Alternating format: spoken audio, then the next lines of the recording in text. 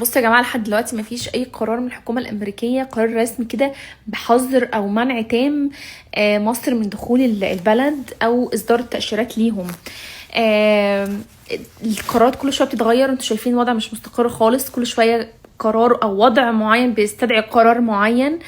مصر حاليا في من ضمن قائمة عدد من الدول اللي هي محتاجة تشدد الأمن عندها شوية علشان خاطر ما تتحطش في الحظر.